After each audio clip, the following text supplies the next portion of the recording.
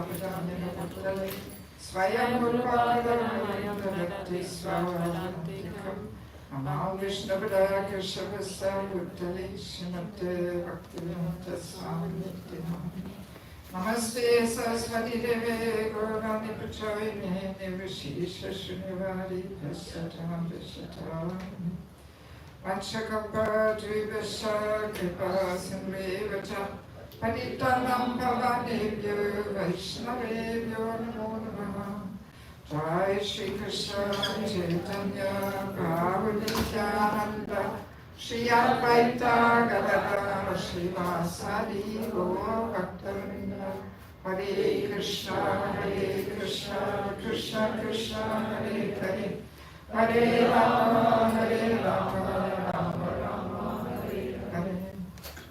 Yes, so thank you so much for allowing me to visit you today on this auspicious day of Lord Ram's appearance. And it's not my first visit here in Orlando. I have been here once before, that's about 6 years ago. Yeah, I remember it was Mother's Day, and I was giving a Sunday program on the topic of the glories of our mothers. I do remember that very distinctly. Anybody of you was around then? You were there? Okay, good. Yes. Good. So today we have Ramchandra's appearance. So yes, as we know, the Lord comes every now and again to re-establish religious principles, to kill the demoniac elements, and to also, give his beautiful pastimes to his devotees and give them pleasure like that. If it wasn't for Krishna's pastimes or the pure devotees' pastimes, what would we discuss?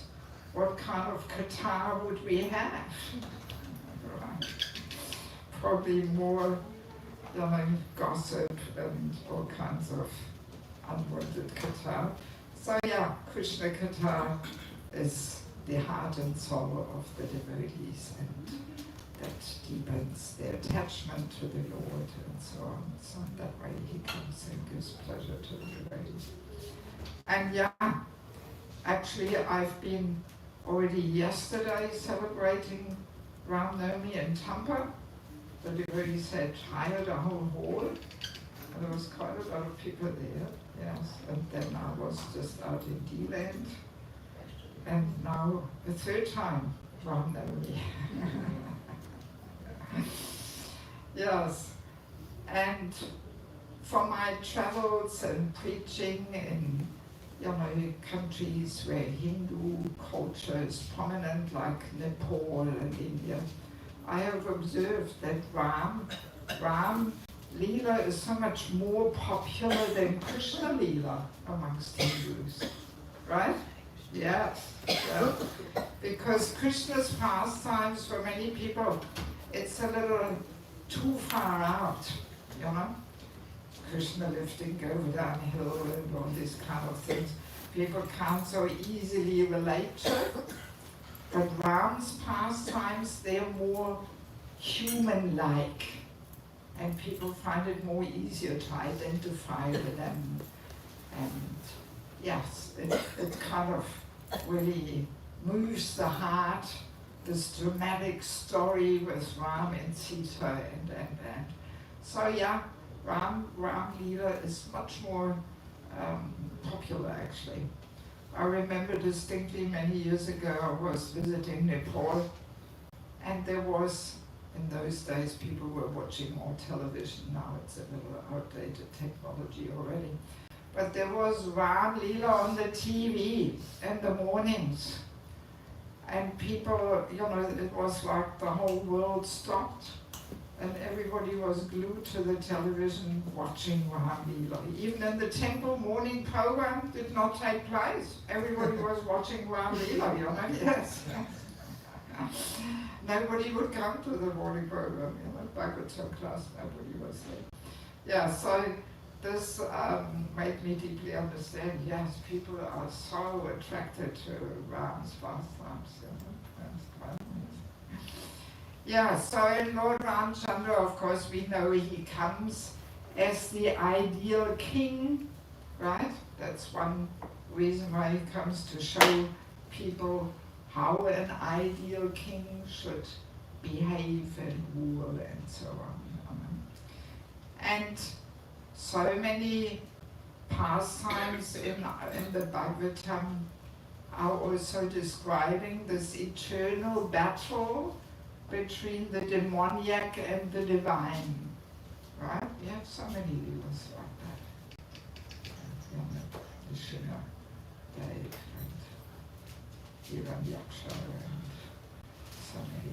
so many stories. It's almost like the theme of material existence is this battle between the divine and the demoniac, right?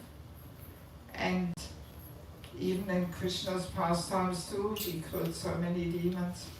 So very easily we may think, oh, they are very beautiful stories, very entertaining, so nice to hear them. But actually, the stories are all about us, actually, because we also have this internal battle between the divine and the demoniac. This also within our hearts. As we know in Kali Yuga, demon devotee, they take birth in one heart, one body, right? In former times, they're in different universes or different planets or different parts of the world, but Kali Yuga, same body. So the same battle between the divine and the demoniac, we also find in our hearts. And now I'm getting my warm water. Not that I'm freezing, but yeah, for the voice it is better to have. Yes, is it hot or warm? Hot. So then just put a little bit in and I'll mix it with cold water. Yes, thank you. Yes. So I'm going to get set up here.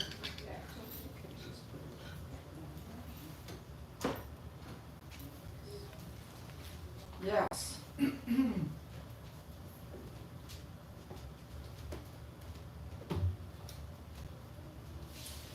Yes, so here also Ram Leela, we have, the Ravana mentality, which we also have some of that too, Yeah, I mean, it's so interesting to see all these demons, even like Hiranyakashipu, they were actually very learned.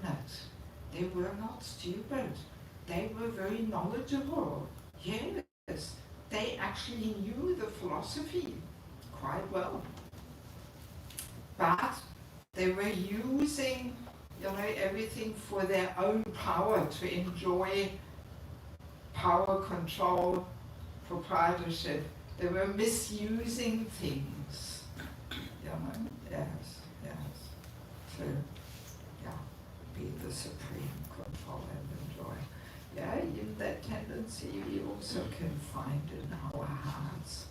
If we are introspective and reflective and look in our hearts, that also we may want to misuse things in a subtle way to show off and bring attention to ourselves rather than to the Lord and so these lower natures, we all have them also in our hearts.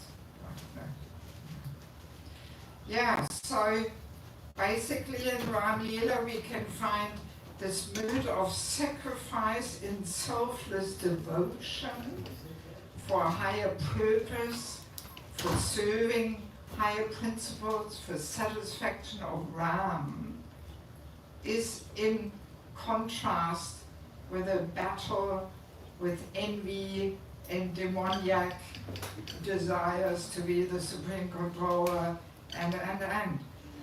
So that's basically the theme, the essence, right? Yes. And we definitely, I hope you all agree with this, that in these modern days, the tendency to selfishness is really increasing dramatically. Yeah. That people are willing to perform all kinds of horrible activities just to get their desire through, to satisfy their egos, and there's all kinds of hateful, envious, violent activities. Wars are going on. My God, I think the world has rarely been as disturbed as it is at the moment. Doesn't it? Yeah, you agree with that? Yeah. So obviously, the Raven mentality is increasing here in the material world. Yes, and people are often willing to ruin everything. Ruin their personal relationships, their family relationships, their friendships, just for some egoistic motive. They're willing to sacrifice, to ruin everything, just for their gratification. Yeah. So, and this takes place on all levels, on the personal level, but then also on a community level or on the national level. And so, yeah, this is the unfortunate situation. Yeah. And I remember reading in the Bhagavatam also, whenever there is some natural catastrophe, some rains, floods, hurricanes, whatever, it always means a great demon takes birth. So, according to that, there must have been quite a few demons taking birth, because all these natural calamities, they are also increasing, isn't it? Yes, earthquakes, all these kinds of things. There's a statement in the Bhagavatam. They do happen when a demon takes birth. Kali Yuga is increasing, and good to try and get out of here and not come back again. Yes. So, in order to experience more satisfying relationships, we actually have to make this shift from I, me and mine, only seeing my interest, to we as a team.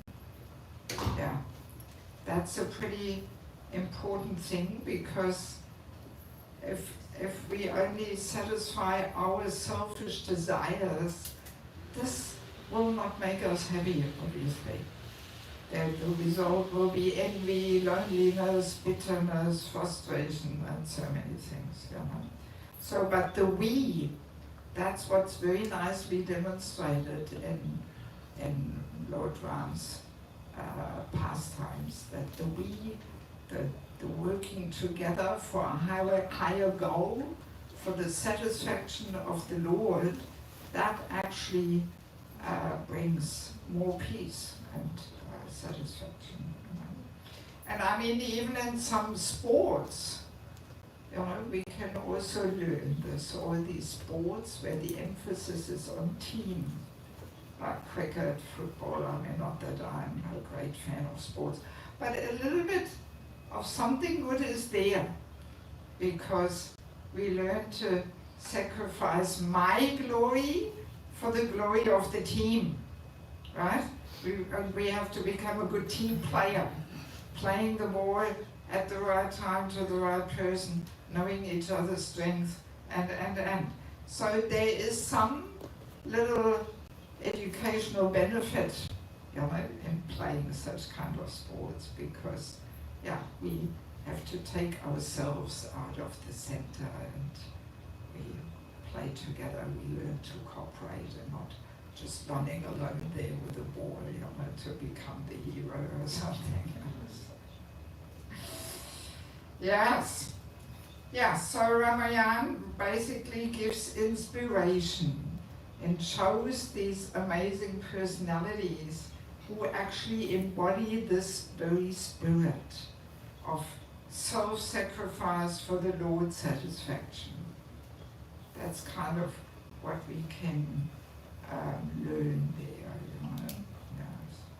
Yeah, and as we mentioned, there's the fight between the heroic selflessness and the true tragic selfishness.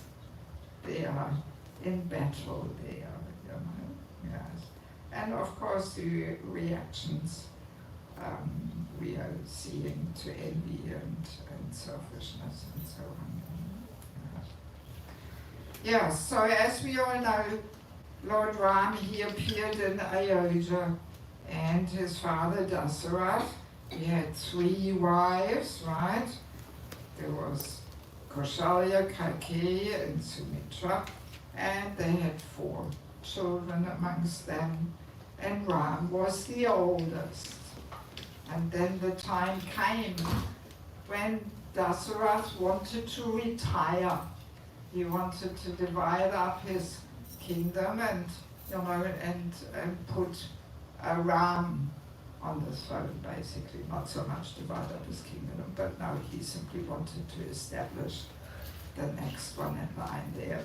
And actually this topic of retirement is also quite an important topic, which I'm discussing in one of the books.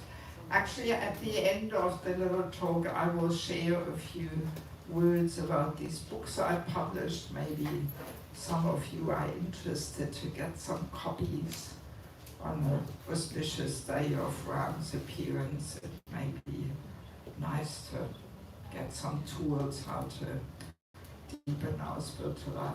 So one of the books is actually discussing this topic, this need for retirement. It's Vanapasta Ashram, something which is not yet so properly established in ISKCON actually. So this, you know, handing over and deepening one's spiritual life, basically preparing for remembering Krishna alone at the moment of death, that's such an important topic. And so many great kings of the past, they have demonstrated this. Prithu Maharaj, Yudhishthira Maharaj, they were not attached to the last breath to their kingdom. No, they were handing over and walking out of the royal palace, leaving everything behind, taking to renunciation. So Dasarath also wanted to approach that point in life. And, you know, as we know, the coronation of Lord Ram was all planned, Ayodhya was all jubilant, looking forward because everybody loved Lord Ram so much. It was the amazing moment when he would be coronated as king.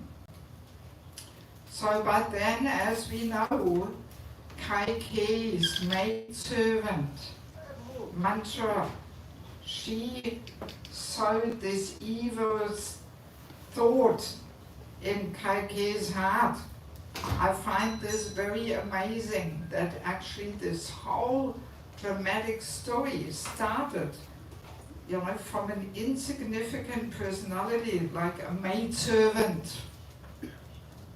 She had this envious talk and influenced Kaikeyi like that. You know? Isn't that amazing? I mean, she had no big position, she was not an influential woman, nothing. But it just shows. I mean, for me, mantra embodies prajalpa, envious talk. And this could be one important lesson to learn from this Leela. How poisonous and destructive envious talk is. Yes. And this is also very relevant for us today, because especially over social media, you know, this envious talk can spread all around the world. My God, you know, it is. So before we had social media, at least the envious talk in Pajova was confined more to one room or something. But now, whew, it can all spread all around the world, you know. And it can actually really create so much havoc, so much dissension and quarreling and misunderstandings and broken relationships. And oh my God, you know, I have been witnessing this, you know, because envy is a very deep-rooted thing in the heart. Envy, false ego, they are good friends, they like each other. And this envious nature is very subtle often that we don't even identify it. But it comes out in fault-finding, criticism, that we want to reduce somebody's position and importance in order to establish our superiority. And interestingly, this comes out towards seniors, towards equals also, and even towards juniors, this envious nature. It's like a state of heart. And it is the main and foremost obstruction within our relationships is really envy. Yeah. I have a whole seminar on that topic too. Yes. So, yes, and for me this is such an amazing example of the destructive and poisonous effect that such envious talk can have, even coming from an insignificant person like a maidservant. That's powerful, isn't it? Yes. Yeah, so she, planted this whole seed in Kaikeyi's heart that actually, no, not Ram should be on the throne, your son, Bharata, he should be on the throne. Because if Ram is on the throne, then you will be neglected. You will not get the same attention anymore, and. So she just completely contaminated Kaikeyi's heart.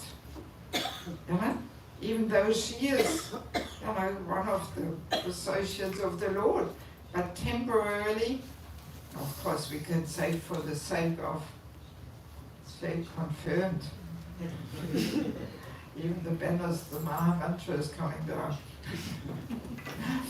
Yeah, so temporarily she got affected by this poisonous talk and envy, even though she is an associate of the Lord.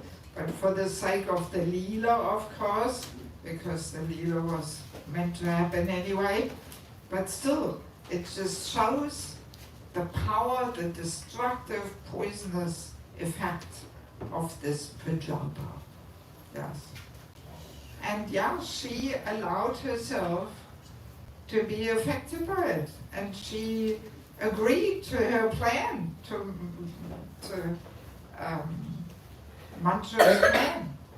So that's another pretty surprising thing, actually, And Mantra even gave her the idea, yes, remember, you have these two boons, you can, wish for something, and now is the time to ask for it. Ooh, how evil, to come up with this whole plan there to spoil everything, Yeah, that's the power of envy. Yes. Interesting also to remember that, let's say, in regards to our ISKCON society, the main danger is not coming from outside, it's coming from inside. From inside our movement, from inside our communities. From outside we have attacks coming towards us, that is uniting to the devotees. The devotees unite in preaching and fighting against it. But what is so destructive is when these attacks come from within our communities or our ISKCON society. And again, the main root cause is pajapa, criticism, rumors, you know, yes, news, and. My goodness, yes, good to remember. And of course, on a more immediate level of our relationships, our, let's say, our family life. Also, what's most destructive is this quarreling from inside the family, right? That is often, breaking everything apart. Yeah. And it always starts with envy, pajapa, fault finding. Yes.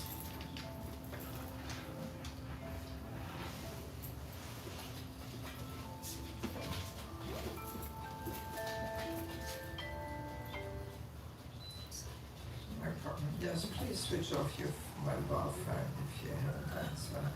I was just sharing in the event. Believe it or not, I live without a phone.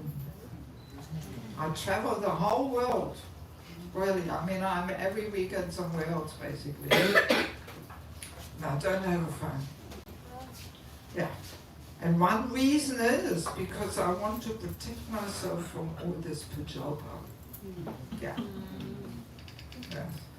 So, yeah, I'm not much present there on social media and all that.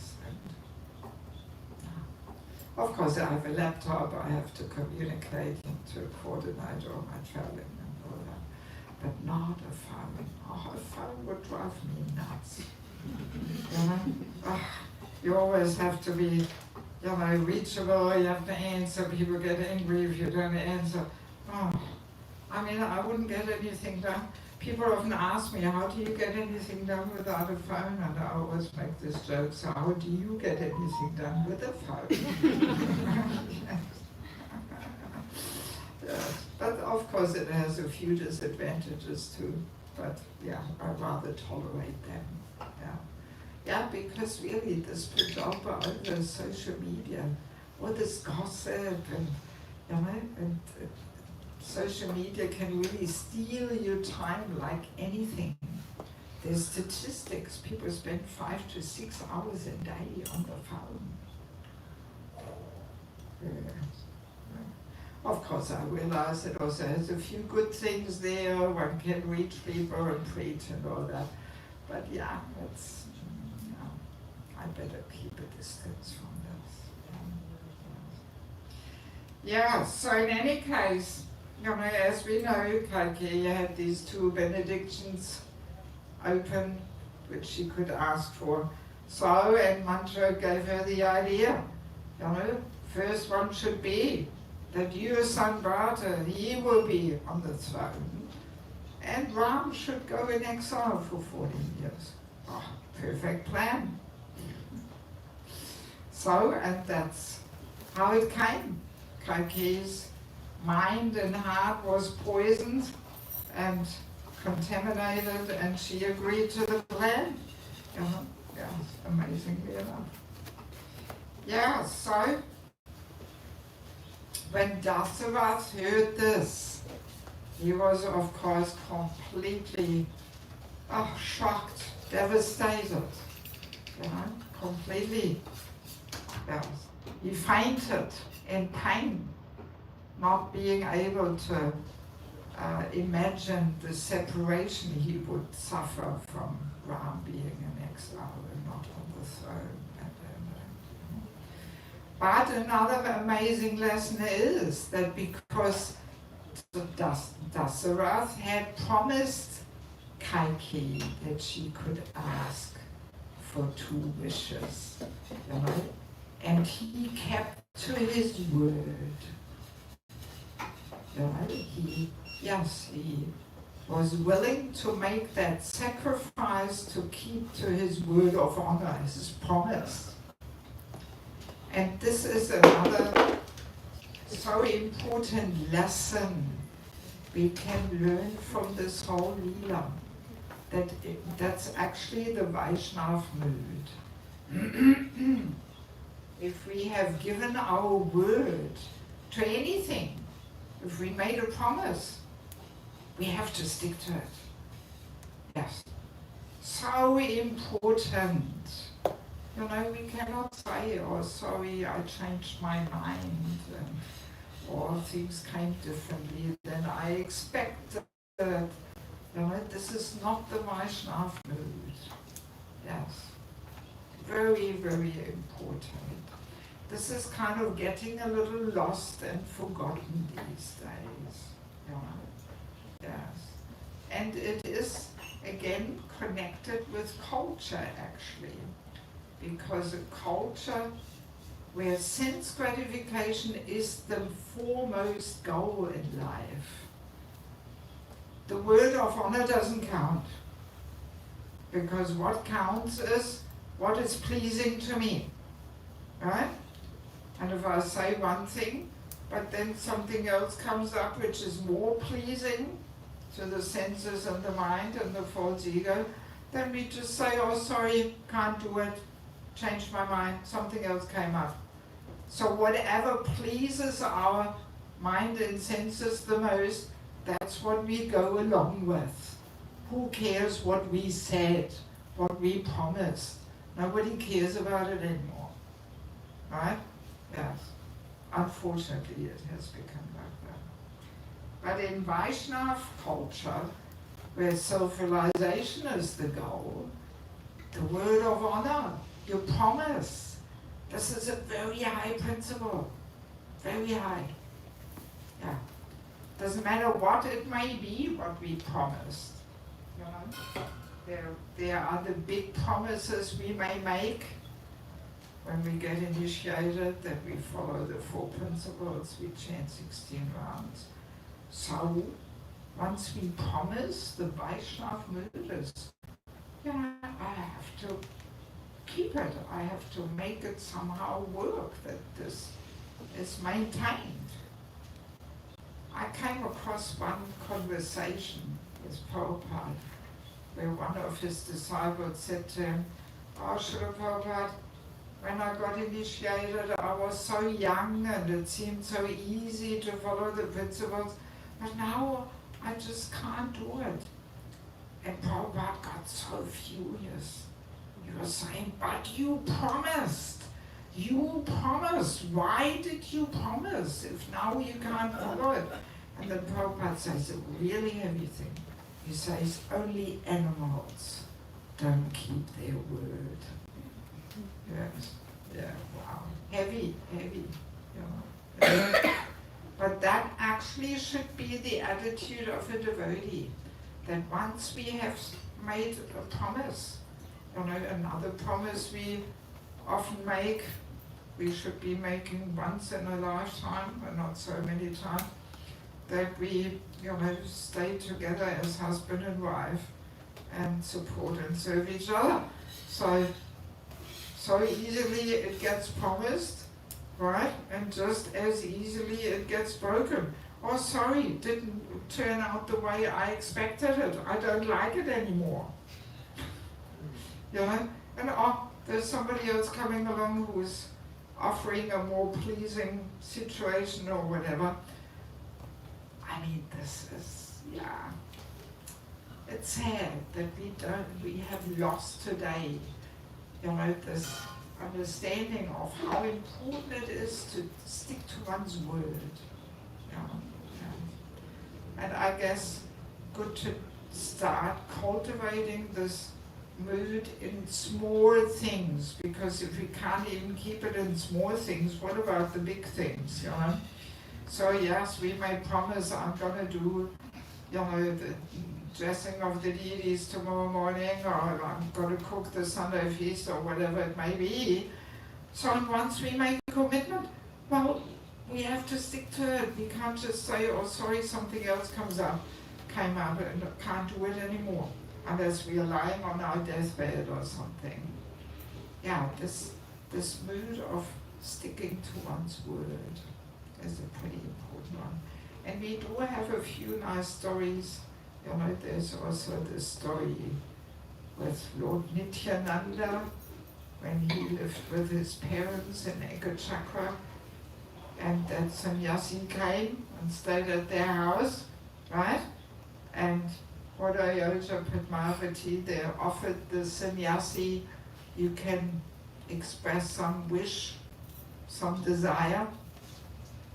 And the culture is, if you have a guest in your house and he is desiring something, then it's actually the duty of the host to fulfill it. So this sannyasi asked for Nityananda as an assistant, right? I'm sure you've heard the story.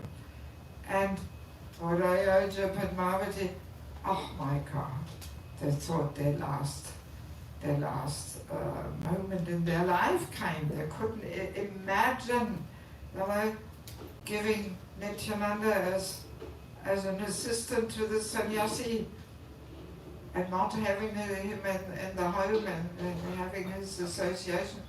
Yes, and also Hodayoja gave up his life in pain of separation. But they would have never, gone back on that offer. Yes. They were discussing, maybe we can't fulfill this. No, we have offered, we have given our word, we will fulfill his desire.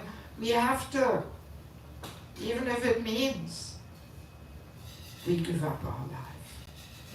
That's actually the Vaishnava principle. And also Bali Maharaj in the Bhagavatam, when he offers to give 3 steps of land, right, to Vamanadev. And then Vamanadev steps. They were really something else than what he expected, right? So he would have had all good reasons to say, okay, but these steps are a little bit bigger than what I expected. Sorry, I can't fulfill my promise here. But no, he didn't.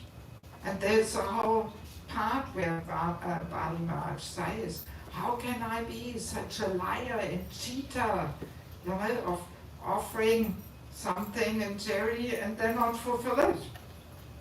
Yes, I have to. Even if it means I have to lay down my life. And then for the 3rd step, there was no room. So, okay, put it on my head.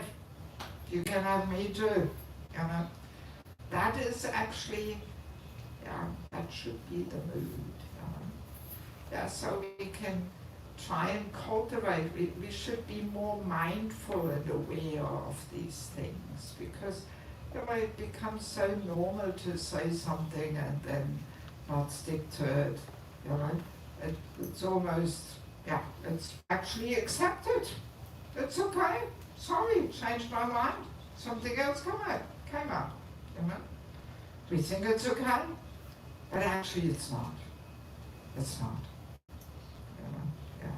So good to be more mindful of these things, and at least try in the small, in the small topics to cultivate this mood of sticking to one's promise. Because if we can't do it in the small issues, what to speak of the high topics, the more difficult ones.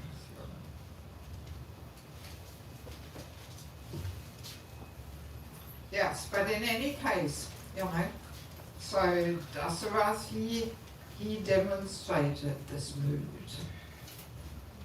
of sticking to one's word, right? Yes. And as we know, he fainted in pain and shock and devastation, and he gave up his life, just to fulfill his promise. Yes. Of course, also very impressive how Lord Ram accepts the big news, that he would not be coronated. He was so cool, yes, okay, no problem. I'll go to the forest immediately. So detached. There was no politics, no battle and fight and defense and this and that and argument. No. he just immediately accepted, you know, quite amazing. Very detached, very renounced. So renunciation is also an opulence, you know, it's one of Krishna's opulences, right? So, and Dasarath, Ram also embodied then that opulence, you know, of being renounced and detached. Yes, and of course also one reason why he never even thought twice of not accepting it is because he wanted to uphold his father's promise. And he didn't want to go against that. So again, he sacrifices his own interest, right, for the sake of his father's word, you know, that would be kept, that promise would be kept intact. You know, he didn't want to go against this, you know. So I mean, that just reflects such noble character, really, you know, highly noble character. Yeah. Yes. So then who else do we have? Lakshman. He also sacrifices his personal advantage by being on the side of his elder brother, standing by his side during this crisis, offering the support. Yeah. Yes. And Sita, of course, she is the example of an ideal wife who follows the husband through thick and thin, any condition, not only when he is rich and glorious and famous, but also when he has to go to the forest and be in exile and in, you know, deformation and whatnot, you know. Yeah, so that's also something we can remember as a lesson for ourselves, you know, that actually the wife, yeah, she should be like the shadow following the husband wherever, you know, destiny may take him and so on. You know, yeah. Also something which is not so common anymore these days. You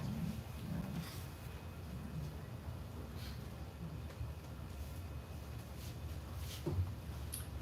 Yes, and Bharata also very amazing how he reacts to the whole situation. You know, he actually, initially, he refuses to accept the position of the king. Yeah. One may say or think or expect that he would say, oh great, it's my turn. Let him go to the forest so I can be the king. Good for me. You know, that's would be the more ordinary reaction, you know. Yeah. But no, he doesn't want to be the king. You know, he actually refuses. But then, you know, Ram requested him, all right, so he puts his sandals on the throne, but he lives like a mendicant in the forest, same like Ram, you know, just to not be superior and so on, you know. Yes, I mean, quite amazing, really. These kind of, you know, attitudes you would not find in this material world, you know. Yes, yes. In the material world, everybody's envious of each other and everybody's trying to put each other down and step on each other's heads and enjoy it, you know. So that's the mood here usually, you know, but this whole pastime is really showing the opposite, you know, very, very noble reactions and, yeah, the sacrifice of one's own interest, you know. Yeah, very strong there. Yeah. Yes. So, and then, of course, Ram also plays the role of the dutiful husband, doing anything to protect and save Sita, you know. Prabhupada often emphasizes that lesson, that, you know, husband has to understand that's his duty to really protect and provide and take care and so on, in all different challenging situations of life. Yes. So, and of course Ravana, we can compare him also to Hiranyakashipu, that he was capturing the women for his enjoyment, killing innocent sadhus in the forest, tried to kill religiosity. All the demons were going like that, whether it's Hiranyakashipu or whoever it may have been.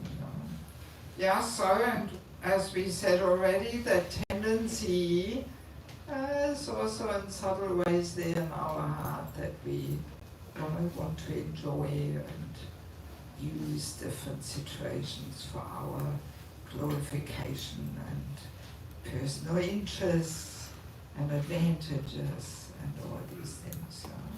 It may be subtle, but if we are a little introspective and we reflected, look in our heart, we have to acknowledge that they are there. Yes, so that's basically what Ramayana is teaching us, that the relationship requires sacrifice and commitment. Yes.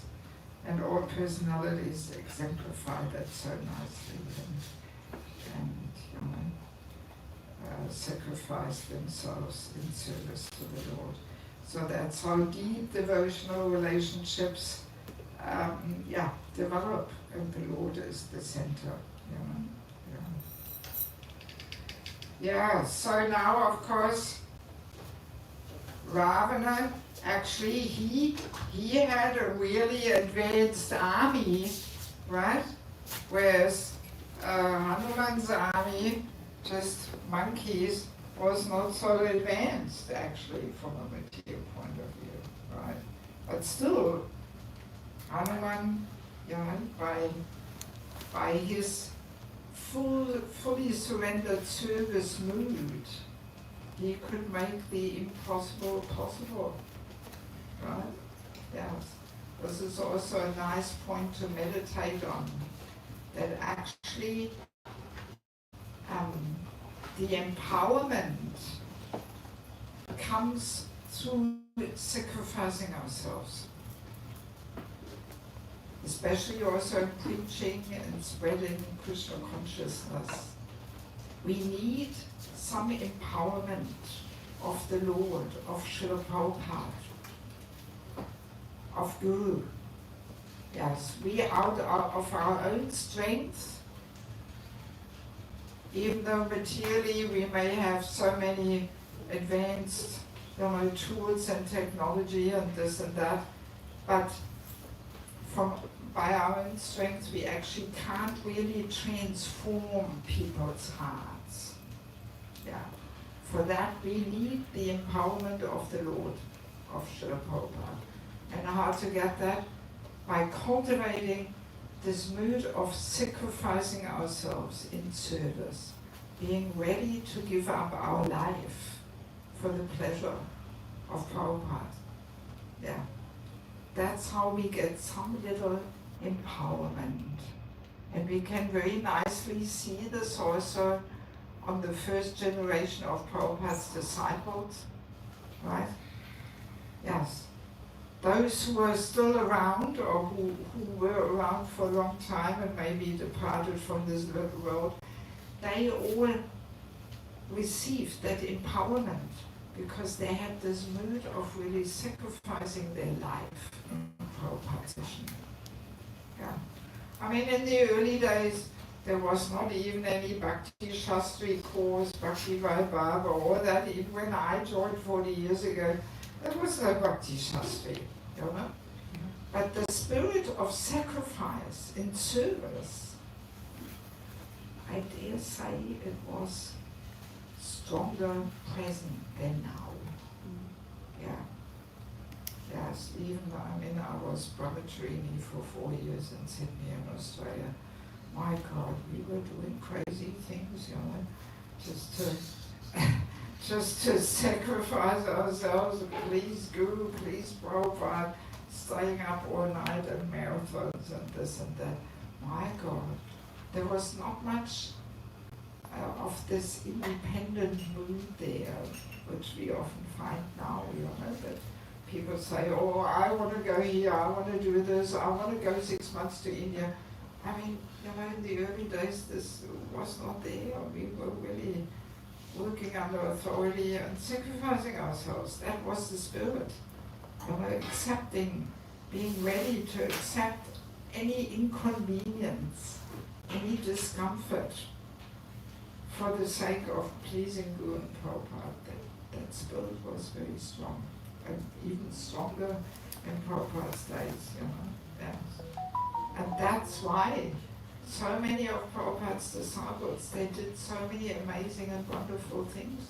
Not because they did Bhakti Shastri, Bhakti Vaibhav, but no, simply this spirit of sacrifice. Yeah. So this is another nice point to contemplate in this auspicious day of Ram's appearance. And that's also what Hanuman really embodies. This spirit of surrender and determined service attitude. That's why we usually say chanting the Holy Name and service attitude. These two are like the two tracks on which the Goloka Vrindavan moves back home, back to Godhead. If we just concentrate on these two things, cultivating a genuine service attitude, meaning the spirit of sacrifice, and deepening our chanting. If we work on these two things, then bhakti develops in the heart. But if we are holding back,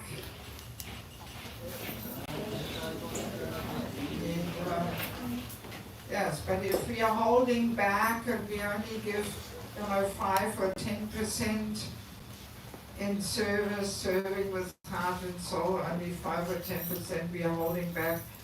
We have the saying, Krishna does not look at what we offer, but he looks at what we keep behind our back. How we are holding back. So we can ask ourselves, where am I standing? How much do I hold back actually? Or am I really serving with heart and soul? And do my very best and give my very everything in service. Yes, and we can say, just like Hanuman, he was jumping all the way to Lanka. In the same way Prabhupada, he was jumping all the way to America. And like Hanuman had the army of monkeys, so Prabhupada also had a bit of a monkey army to start Lord Chaitanya's second movement. Because from a material point of view, there was certainly not much qualification there amongst the first Prabhupada disciples. Most of them came hippies and, from a bit of a druggy background, LSD and all these kind of things. Not very highly qualified. But because they had the spirit of sacrifice, because they were so attracted to Prabhupada and sacrificing themselves in his mission, that's why they could do the impossible, to actually in these short years establish Krishna consciousness all around the world, basically. Yes. And as Prabhupada always said, impossible is a word in the Fool's Dictionary. Right? You heard that saying? So we should never think, it's impossible. No. I mean, we know the famous story when Prabhupada wanted one volume of Chaitanya Charitamrita printed every day. Wow! It's described in the Lilamrita. And devotees were first saying, Prabhupada, this is impossible. Oh, impossible is a word in the Fourth Dictionary. And the devotees, they made the impossible possible. They were working day and night, really, just to please Prabhupada and come up to this goal of publishing one volume of the Chaitanya Charitamrita every day, because Prabhupada was getting a little impatient. The book production was going a little slow, so he gave that target. They did it. So many things can be possible if we really surrender, and desire. Because after all, we know Krishna is in control, and Krishna can make anything happen, if we are ready to deal with what he gives us. Yes, another nice little point.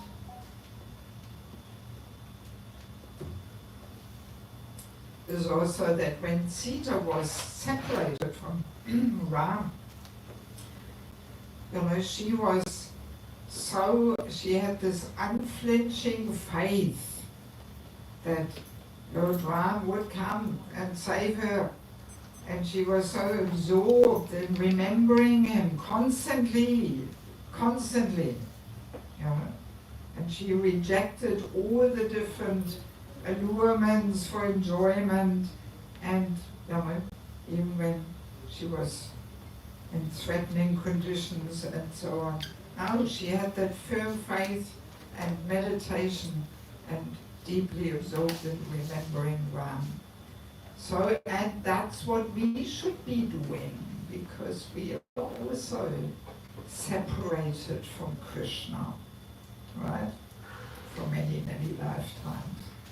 So, that's what we should also be doing. We should really absorb ourselves with unflinching faith. Faith is one of the most important ingredients for cultivating bhakti. Unflinching faith in Prabhupada, in the holy name, in Krishna and his protection. So when we have unflinching faith, that conquers Krishna's heart. Yes. Bhaktivinoda Thakur says, unflinching faith is the currency by which we can purchase Krishna. And actually it's very practical, even within our relationships, friendships. If a devotee has faith in us, if there's something in our heart, then we will not want to let them down. We will want to reach out to them, right?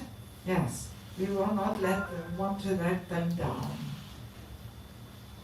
And Krishna is also a person, so if he sees that his devotees have strong faith in him, and of course he will respond. He will show himself. He will make himself more tangibly available to them, and so on. So that faith has to be nourished and cultivated, and the absorption in remembering Krishna, remembering Prabhupada, remembering Guru. And we are not on that level where we can just sit and remember and be absorbed. So that's why we have to be engaged according to our nature, and that helps us to be absorbed. We have the main and foremost rule in Krishna consciousness is to always remember Krishna, never forget him, right? And we can see the whole process of Krishna consciousness is really targeting that, to deepen the absorption and remembrance and so on. Yeah, so in that way we can say the Ramayan teaches us eternal spiritual principles, and they're always relevant, you know, for us even today here in Orlando or wherever we may be. Yes. So yeah, our main enemy is really envy. That's the main enemy, and it manifests, it comes about by wanting to enjoy. As soon as we want to enjoy, then automatically envy comes in. And then we use every situation, every relationship to establish our superiority, putting others down, or use our superiority in a perverted way to enjoy it and put that person in more down. So envy is really, there is a powerful verse in 4th Canto, 8th chapter, where it describes how envious, non-envious behavior manifests towards seniors, equals, juniors, and 3 times, once in the verse, 2 times in the purport, it is expressed that this envious behavior is the root cause of all the miseries in this material world. Yeah, very strong. Yes. So yeah, these are a few points which I wanted to share with you all. So I don't know. I mean, one other interesting point I could maybe mention, that sometimes the question comes up. So after Ram, you know, got Sita back and everything, and was the happy end, but still, then he banished her to the forest, right? So my God, for many this is almost, yeah, a heartbreaking aspect there in the whole Leela, because we all are hoping for the happy end, you know. But then he's sending her to the forest. What the hell is that? You know. So, yeah, I mean, there are several angles to this. Of course, one is because he wants to hold Dharma, and because, you know, people were again gossiping in the kingdom, doubting Sita's purity, even though, you know, she had already entered the fire and was not burned, so that proved already her purity. But for some people this was not enough. And they still were saying, well, that she was separated for 1 year from Ram, and who knows what happened. And you know, so just to show you know, how important chastity is and upholding one's dharma and so on. That's one reason why he, you know, sent her to the forest and demonstrated that detachment, that he is not a henpecked husband who goes around with anything. But then another aspect is also there, that like in Krishna Lila, Krishna and Radharani, there was this vipalamba, this love in separation, that this is actually higher than love in union. So, and in Ram Lila also, that highest form level of love in separation has to be there. And that is another reason why that occurs there also, you know, that they're separated.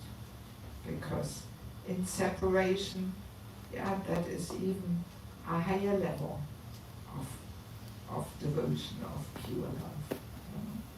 So that's also another little interesting aspect there, you know, which we may not always remember or something. Okay, so we have still a little bit of time, I believe. Well, if you permit, maybe I will tell you something little about these books I published. Shall we do that? Jai. Just in case somebody is interested in checking them out, I set up a book table outside there where we will take prasadam. So we have Spiritual Culture, Krishna's Divine System. Actually, this book I had published already 6 years ago when I came. I had this with me and quite a few people took a copy. This is looking at the different natures or qualities of man and woman. How they're very different because they're actually, according to Krishna's recommendation and system, they're meant to play certain roles. And especially we women, we are very powerful. We have a very powerful Shakti, actually. Woman's energy much more powerful than man's energy. Prabhupada says that in the Bhagavatam. Yeah. So in many ways, we are actually superior to the man. We are the Lakshmi Devis. Yes, we are the energy. You know? Yes. Yes. A woman can bring the very best out of a man. In spiritual terms or in material terms. Yeah, that's the power of a woman. She can bring a man to his highest level of performance if she uses her Shakti properly. Or she can ruin a man's life. That's the power of a woman. Yes. I actually was once in a class. Where was it? I can't even remember. One of our managers was giving a class and it was something about mothers. And a brahmachari asked, so what does it mean to accept women as to see women as mothers? And Maharaj gave a very powerful answer. He said, women are very powerful. If they want, they can finish you off. So you better respect them. That's what he said. Yes. I thought it was really to the point. Yes. So Bhagavatam says that we women should use this feminine Shakti in order to be the power of inspiration to the man. That's how we're meant to use it, actually. Very beautiful role, actually. Yeah. Yes. So, yeah, we should not use that feminine Shakti to compete with a man, but we should empower him. Yes. Yeah, so in many ways this book is a humble attempt to re-establish the respect and honor a woman is meant to be given. Yes. So, yeah, there's a few interesting things. Maybe for some ladies, if they're very much in the feministic equality mood, then there may be some little things there which is a little provoking the false ego. So I have to maybe warn a little bit that it is maybe not a book for everybody. But those who want to rediscover fascinating womanhood, very interesting. And also for men who want to get that empowerment and support of women. Yeah, you may also find something interesting there. Yeah. Then we have Sheltering Relationships. This book I also had already 6 years ago. Any of you got these two books? Yeah, I mean, you I know already. Yeah. You just got them now, right? No, yeah. from before. But you from before, yeah. Yeah, so this is a very important topic. This is the topic of the importance of having a mentor, a guide, a counselor. In India we say counselor, in the West we say mentor or coach. So just having Diksha or Shiksha Guru is not enough. Because our gurus often have hundreds and thousands of disciples. They can't possibly know each and every devotee's individual practical situation in life. So we need this more experienced, well-wishing friend who can guide us who can help us to balance our life, our material needs, our spiritual needs, who can point out where we have to work on ourselves and correct us and help us to move forward step by step. And if we don't have that, very easily we stay in our comfort zone because, yeah, we are quite comfortable there. And then we invite stagnation into our spiritual life. Yes. And then everything stays as it is and as it always has been. And nothing really transforms there. You know? So when you read this, you will be very clear that without having a mentor and eventually becoming one to others, we actually cannot really make advancement. That's what it comes down to, actually. And in this book is a whole chapter on envy, how envy manifests towards seniors equals juniors, and the culture of correcting others, culture of respect. So many practical application topics. And of course, all the books are completely based on Prabhupada. You know, I'm simply trying to make Prabhupada's teachings a little more accessible practically, how to apply it. You know. Then we have the false ego, our constant companion and troublemaker. Well, all I can say is it has helped me a lot to detect how my false ego gets into my way when I put this book together. So yeah, false ego is so subtle. Like when we get offended, how often does that happen? So what is it?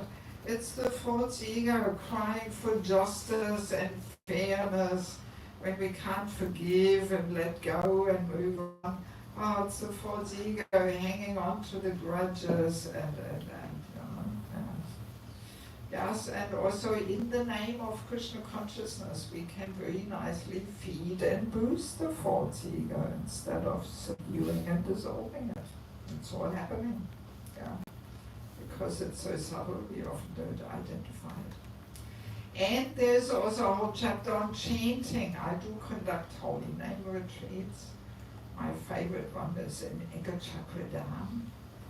If you want to have a nice experience over Christmas, this year, 24th to 28th of December, come to Ekachakra or come to Mayapur and register on my website and I arrange the rest. Transport to Ekachakra, 4 nights of accommodation, nice prasad and everything.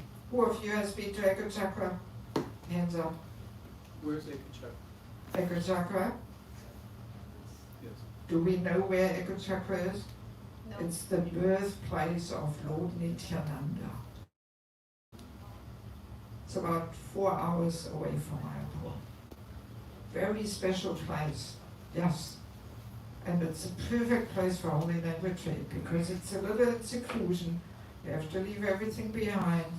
And especially if you switch off your mobile phone, you can actually enter a different reality.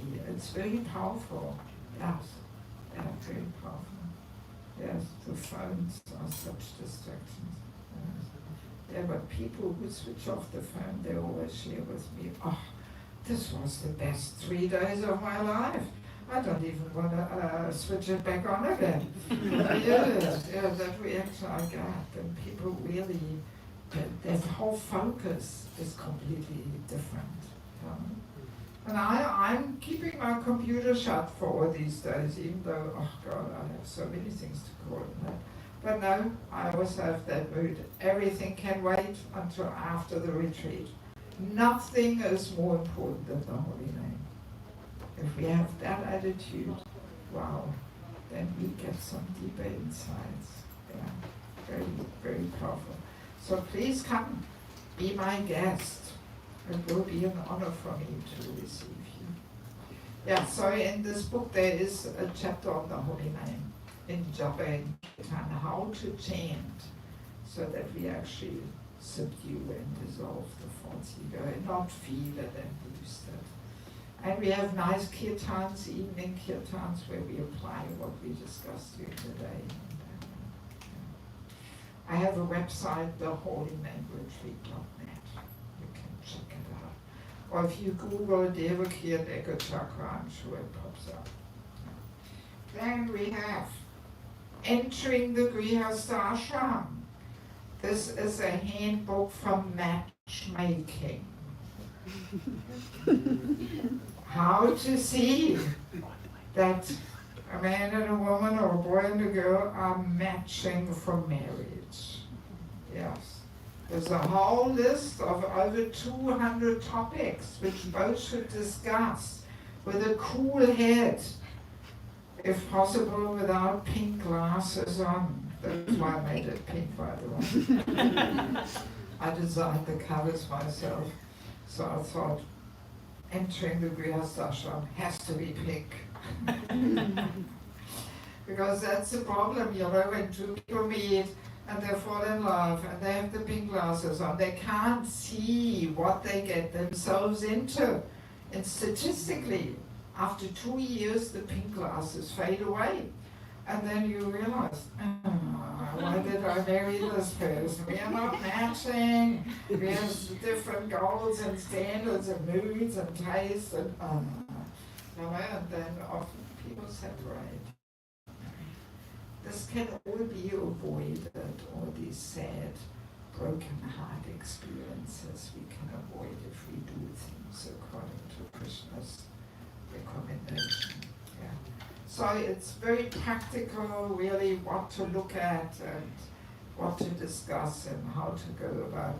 I've been serving by default, you know, as a matchmaker. Sometimes people come to me and ask me for help, but please don't come and ask me to find out all right for you. Yeah, so yeah, I'm following the system and it really works very nicely, you know. Like in Europe, it's becoming more and more popular and people realize, wow, yes, matchmaking, you save yourself a lot of broken heart experiences, you know. If you have somebody who suggests, would you like to meet each other, you know, it doesn't mean that somebody tells you you should marry this person, but no, simply pre-sifting, pre-selecting, you know, yes. Then we have, so this is an important book for all those who are not married yet. And I have the feeling there's a few of those around, right? And also for parents who want to help their children find a matching partner, or for matchmakers and mentors and whatnot, you know, yeah. To help establish harmonious and strong family relationships. Then we have Family Life as an Ashram, Secrets of Success. So that's the next step. Also in preparation, very good to read because it's actually a 15-hour course or so, which I give in Manipur. Problem is that very often we get married, but without any preparation. We have no clue what it actually means to mold our family life in such a way that it's a suitable place for cultivating bhakti. That's what ashram means, that it's a suitable place for cultivating bhakti. So we need a bit of training and education in this, because most people don't take that. That's why often their family life is not such a suitable place for cultivating bhakti. And then the progress is sometimes a little slow. Yeah. So yeah, very practical tips and guidelines and discussions how to create this culture of bhakti in their home. And then the kids who grow up into such a culture, they become very naturally devotees, right? Yes. But if that culture of kirtan, culture of puja, culture of sadhana is not there, then the kids will not want to take it to it. And in this book you find another pretty important topic, the topic of physical intimacy in marriage. What it means to practice the principle of no illicit sex life in marriage. there's a bit of confusion and people are at a loss. Nobody talks about it. So I did some research. I came across interesting episodes with Prabhupada where he gives instructions which are not in the Bhagavatam and which, many people have not heard. And wow, that adds a whole different perspective there. You know? So I hope this book will make our family life more Krishna conscious and at the same time emotionally balanced and healthy. Yes. And last but not least, the Vanaprastha Ashram. This just came out a couple of months ago. It's actually, I say it with a certain pride, but hopefully without false ego. It's the first book published on this topic of Vanaprastha Ashram. I call it the Forgotten Ashram. It's actually not really established in ISKCON yet. And I'm making this joke because Prabhupada says in so many Prabhupads, he says 50 is the timeline when we should accept Vanaprastha, actually, if we got married early enough. You know? And I'm making this joke, so now ISKCON is 50. So it's about time we are waking up to the Vanaprastha Ashram here. You know? So very practical points how we are meant to lead this last phase of retirement, because Prabhupada makes heavy statement saying that a person who stays till the end of life, in grihastha life, in family life, commits spiritual suicide. No gentleman will stay until the moment of death in family life. Oh, they're strong, strong statements, you know. Yes, because if we want to go back to Godhead, at the moment of death, we have to remember Krishna alone, not Krishna and my wife, my husband, my child, my grandchild, my cat and dog, but it's Krishna alone. And that is not so easy. Yes, that requires that we take this Vanaprastha. And it's something we can do together with a wife, husband and wife. It's not, there's all kinds of misconceptions that people think the husband puts on saffron and walks out the door never to be seen again. Now, that's not Vanaprastha. That may very well be irresponsibility in the name of Vanaprastha. You know? Yeah. And even for the young people, they should also know what is this Vanaprastha, because then you will plan your life properly. You know? Then you will not enter married life when you're 49 and start with babies.